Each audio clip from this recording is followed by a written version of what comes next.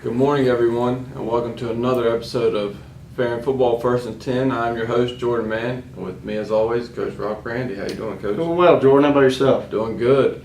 Ferrum comes off an exciting, thrilling come-from-behind win against Methodist on Homecoming Weekend, 35-30. If you're not aware, Ferrum was down 30-13 and scored 22 unanswered to come back and beat the Methodist Monarchs. So told you off camera, I gave y'all the nickname the Cardiac Cats with the exciting season opener against Emory and Henry, and now a 30-13 deficit, come back and win 35-30. It's not quite how you draw them up, but Yeah. the end result is what you're looking for, which is a win, and you got to play for 60 minutes, and our guys have figured that out this year. So Now, with you down 30-13, what was your mindset going in like the third quarter?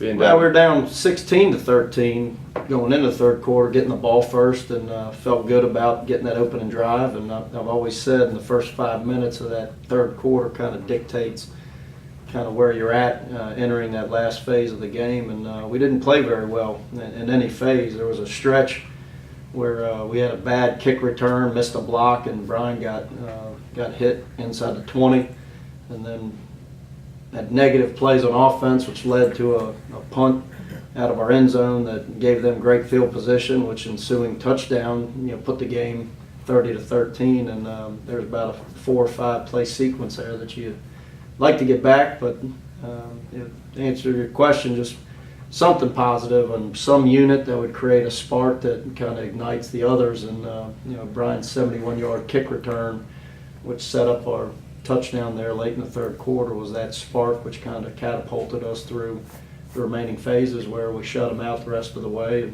and added a go-ahead touchdown as we wound up getting a great win here in front of a great crowd. Yeah, and kudos to the coaching staff as well for not panicking down 30-13 as it was 16-13 like you said, but for you to maintain calmness, and everybody and the players obviously reacted the same manner to come back, and the offense stuck to their bread and butter. And a shout out to the big man up front too, the O-line.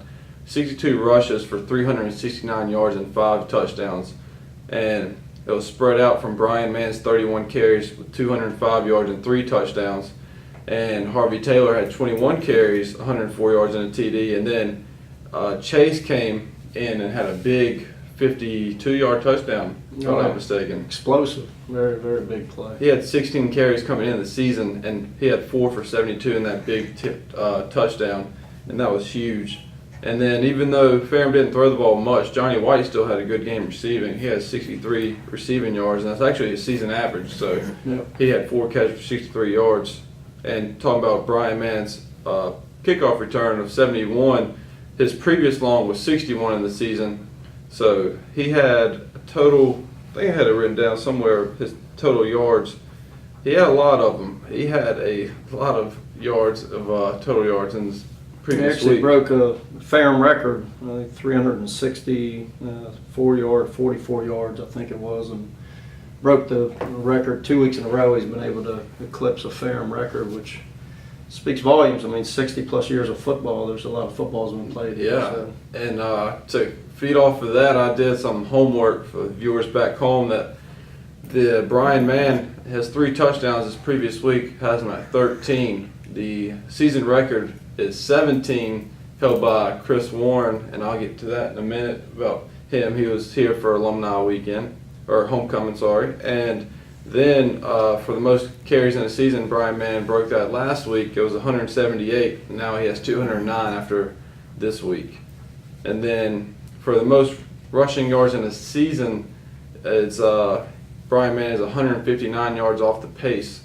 So if he's on pace, he averages 160.5 yards per game. So maybe he can get it. It would be great if he get it against Averett. If not, it's okay too. He has 2 games to get 160. But going back to Chris Warren, now he talked to the team before the game, correct? He did. He came in and I contacted him last spring with a reunion we had in May, and had a chance to meet with him. And coming back for homecoming, Coach James and he were here at the same time, and the 80s. And when I found out he was going to be here earlier in the day, I'd asked him to come to our pregame meal, and if he would say a few things to the team, which he did, and it's great talk about Ferrum and just being a teammate and what it meant to him to play football here. And I saw him after the game, which he was the most excited guy in the stands. There were a few people pretty fired up, but I think he was leading the charge, so it was a pretty cool night.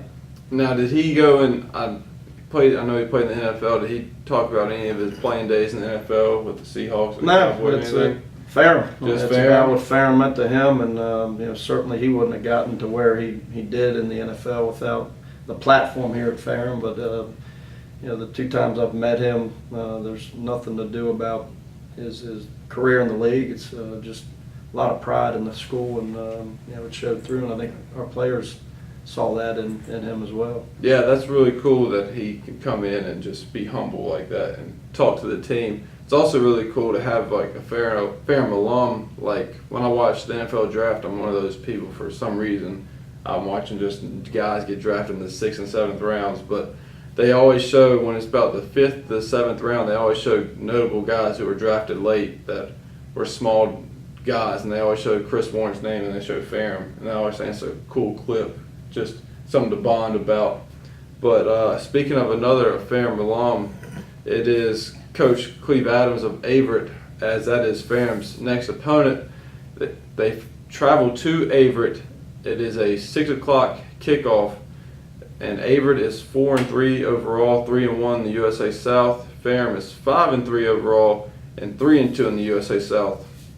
And they're coming off, Averett that is coming off a win against NC Wesleyan 38-34. If you guys win this weekend, that means you guys move into 3rd place in the conference.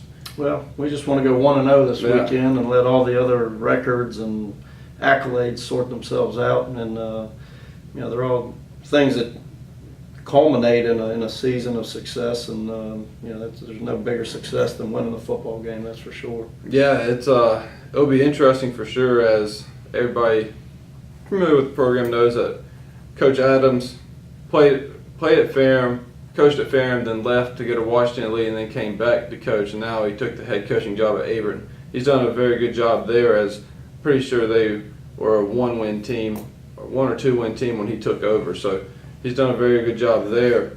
But I know Ferrum alum, it's only an hour trip. Ferrum students, I encourage you to come out to Averett and watch your Ferrum Panthers take on the Averett Cougars.